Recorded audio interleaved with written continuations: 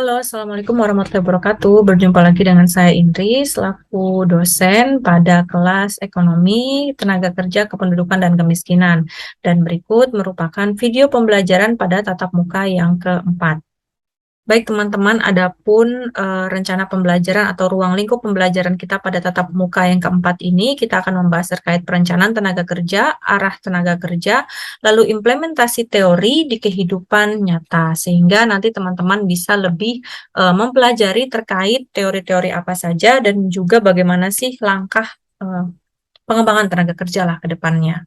Nah, harapannya mahasiswa saya mampu menguraikan kesempatan kerja menurut jenjang pendidikannya, lalu menguraikan kesempatan kerja menurut status hubungan pekerjaan. Baik, kita bahas dulu satu persatu ya terkait hubungan kuat antara ketenaga kerjaan dan perekonomian. Kenapa sih masalah tenaga kerja ini selalu menjadi isu yang paling bisa dibilang ya yang paling menakutkan, ditakutkan untuk menurunkan angka pertumbuhan perekonomian.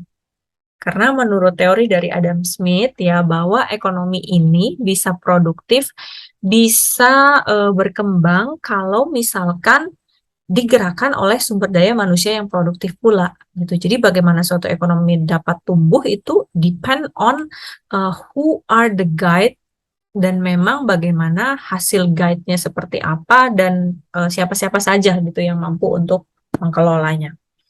Nah, dinamika ketenagakerjaan ya ini selalu terkait permasalahan pengangguran.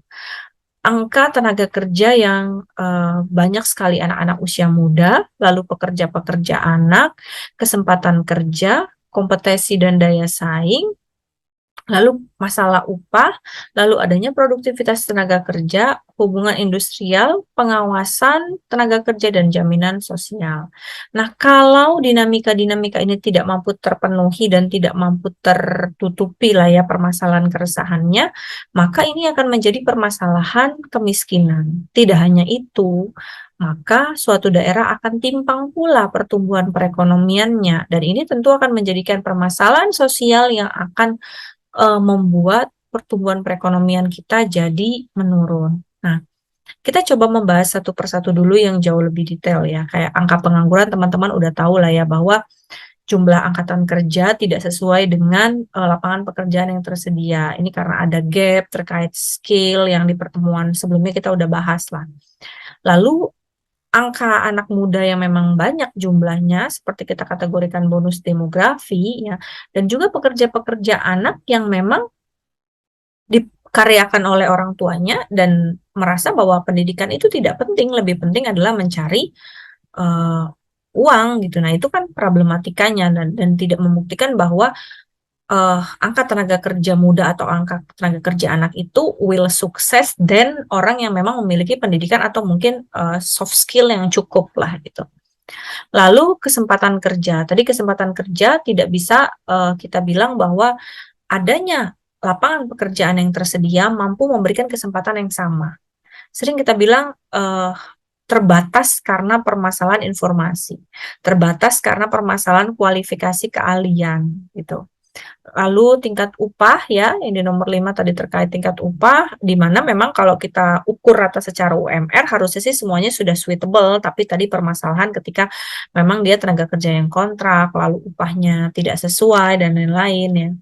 Dan kemudian produktivitas tenaga kerja. Nah, ketika kita sudah receive as a worker in some company lah ya, bukan berarti kita tidak ingin meningkatkan produktivitas kita sendiri sebagai tenaga kerja. Karena tantangan dan kritikalnya adalah ketika ada orang baru yang bisa change our position, and then dengan simply kita bilang tadi, oh ya udah ganti tenaga kerja, terus nanti malah menyulitkan gitu kan ya. Maka hal ini sangat disayangkan gitu kalau menurut saya, dan lebih baik gitu teman-teman di saat memang kita sudah menjadi tenaga kerja ya memang harus menumpahkan dan menyuarakan semua kemampuan kita lah gitu untuk jadi tenaga kerja tersebut agar lebih memudahkan kita tetap bertahan dalam satu posisi atau mungkin mengupgrade lah kompetisi diri. Lalu adanya hubungan industrial ya, di mana industrialisasi ini bisa membuka lapangan pekerjaan di satu sisi. Namun di satu sisi juga industrialisasi ini dapat menggantikan posisi tenaga kerja dengan teknologi. Tapi poinnya adalah bukan berarti teknologi bisa menggantikan, tapi tentang bagaimana kita dapat mendampingi, bahwa kita tetap menjadi evaluation, kita bisa menjadi pengawasnya lah dalam industri tersebut yang basisnya teknologi.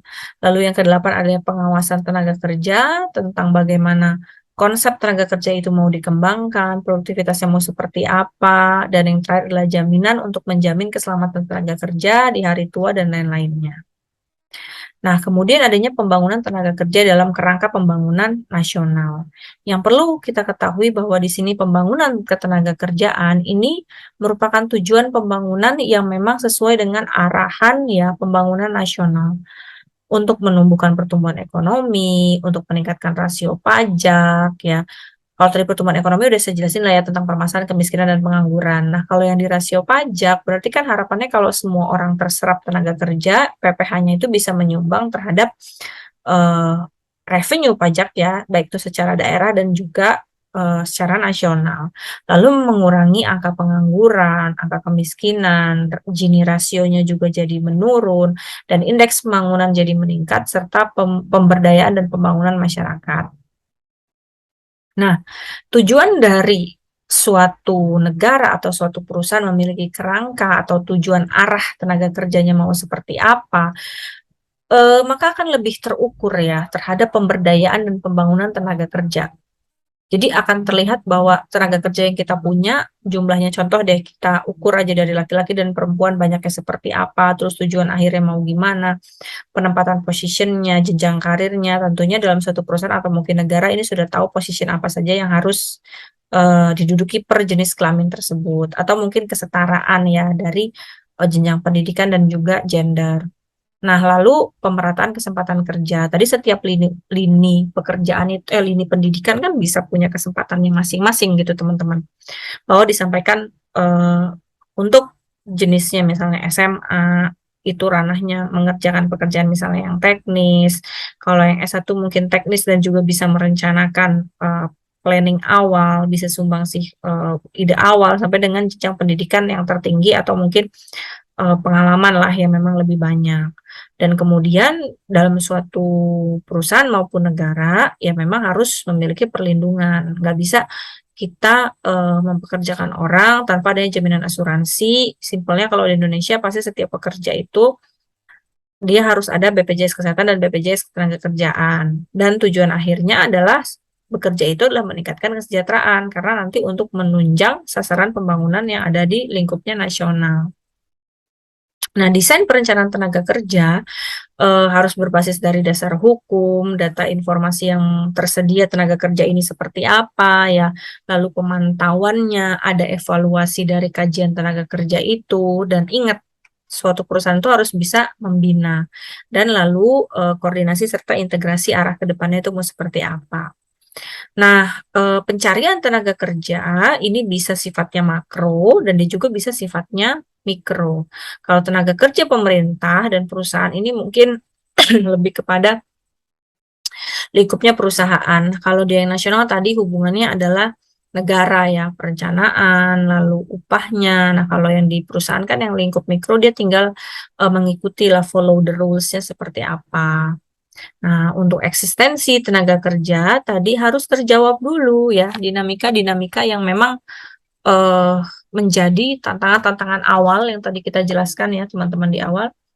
Bagaimana dinamika ini kalau tidak dipenuhi, maka ingat pertumbuhan perekonomiannya ya turun, sumbangsi terhadap pajaknya juga bisa dikategorikan nggak ada gitu. Maka tricky sekali sebenarnya yang harus diurusin itu yang ininya dulu nih, komponen-komponennya gitu.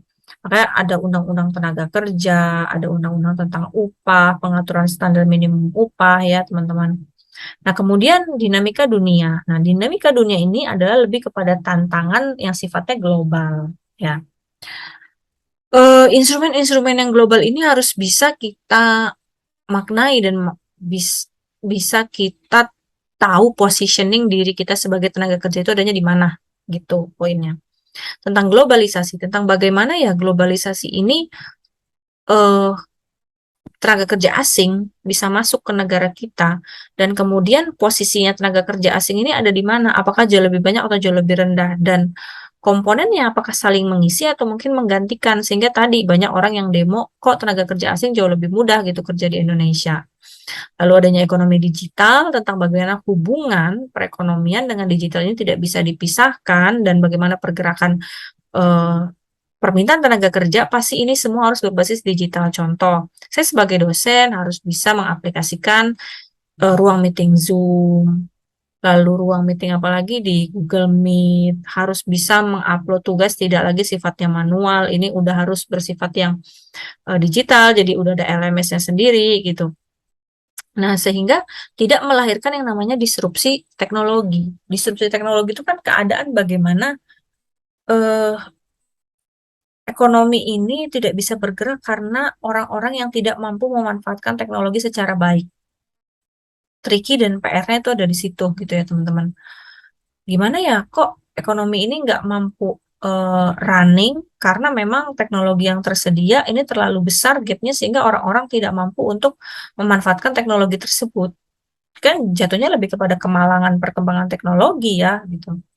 Dan terakhir adalah bonus demografi. Semakin banyak anak-anak muda yang berusia produktif, kita nggak bisa bangga dulu nih dia dikategorikan bonus kalau misalkan memang tidak memberikan sumbangsi yang positif terhadap perekonomian.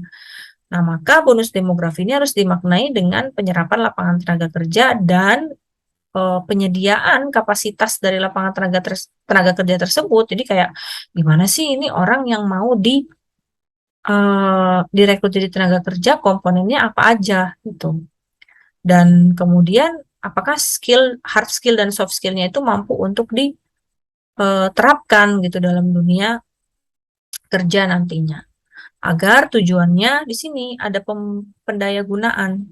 Kan nggak mungkin orang direkrut terus sudahnya kerja di satu posisi yang itu-itu aja ya. Ya kalau dia mungkin jenisnya pelaksana, mohon maafnya seperti office boy, mohon maafnya kalau eh, ya office boy semuanya juga bisa berkembang gitu dari lini paling terendah yang ada di satu jenjang karir aja, dia mungkin bisa akan berkembang gitu kan, kecuali memang tidak tidak ada pemberdayagunaan ya, memang sifatnya outsourcing dalam hal ya pembersihan gitu aja.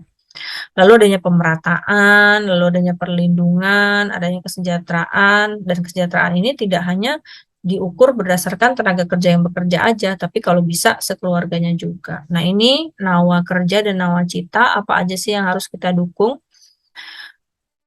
Dalam indeks pembangunan tenaga kerja yang diukur adalah perencanaan, pembangunan, kesempatan, pelatihannya seperti apa yang tersedia, lalu terukur produktivitasnya, hubungan antara industri, lalu kondisi lingkungan kerja, pengupahan, dan jaminannya. Lagi-lagi itu diulang-ulang saja ya, bahwa termasuk ke dalam nawacita.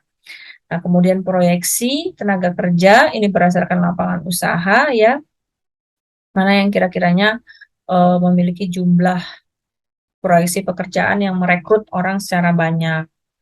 Nah, kemudian ini industri, kacamata industri yang akan berkembang di 5 tahun yang akan datang. Ini karena datanya diambil dari kemarin 2020, berarti until 2025 lah gitu kalau kita mengukur ini. Kayak contoh teknologi, informasi, telekomunikasi, retail goods, consumer, and gaya hidup, ini selalu jadi 3 topik hangat gitu teman-teman. Kayak sekarang semua harus berbau IT, harus bisa pada coding, harus bisa pada pakai software, lalu telekomunikasi ya berkembang, penyiarannya nggak hanya lewat TV, tapi mungkin sudah pakai media YouTube, pakai podcast, lalu retail consumer goods dan lain-lain.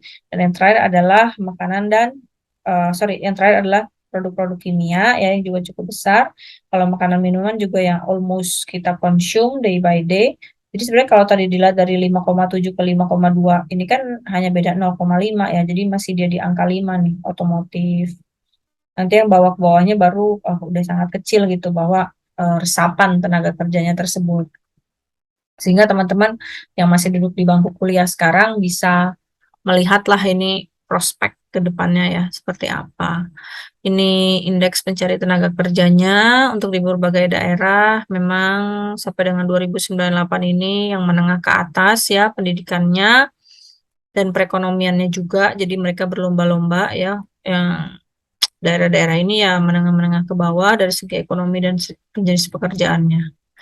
Oke, saya rasa eh, tadi cukup ya penjelasannya, dan ini referensi yang teman-teman bisa baca agar mempermudah pemahaman kita tentang penyerapan tenaga kerja tersebut. Baik, untuk kesimpulan yang dapat saya sampaikan pada video pembelajaran yang keempat untuk kelas ekonomi tenaga kerja, pendudukan dan juga kemiskinan, kita dapat mengetahui bahwa eh, lingkupnya dinamika antara global dan juga nasional ya atau lokal yang tadi kita maknai dari penyerapan tenaga kerja, pengangguran sampai dengan jaminan sosial, teman-teman harus mengetahui bahwa ini bukan hanya sekedar PR pemerintah. Pemerintah menyediakan lapangannya, membantu supply dari produktivitasnya, tapi tetap yang harus mengembangkan adalah dari sumber daya manusianya tersebut. Tentang bagaimana kalau kita kondisikan dengan bonus demografi, positioning diri kita ini mampunya ada di mana gitu untuk menggapai bahwa saya mampu menjawab dinamika-dinamika yang ada pada permasalahan tenaga kerja tersebut. Karena trikinya lapangan pekerjaan tersedia tidak terserap karena memang soft skill-nya nggak mendukung dan hard skill-nya sama sekali tidak punya, dan tahu di jenjang-jenjang mana kita mampu menduduki penyerapannya itu dengan mudah. Dan serta tadi saya berikan beberapa lokasi-lokasi sektor ekonomi yang kira-kira memiliki prospek lah gitu yang baik menurut dari Kementerian Tenaga Kerja tentang prospek tenaga kerja sampai dengan tahun 2025. Saya rasa cukup untuk kesimpulan video pembelajaran pada tatap muka keempat ini. Saya akhiri. Wassalamualaikum warahmatullahi wabarakatuh.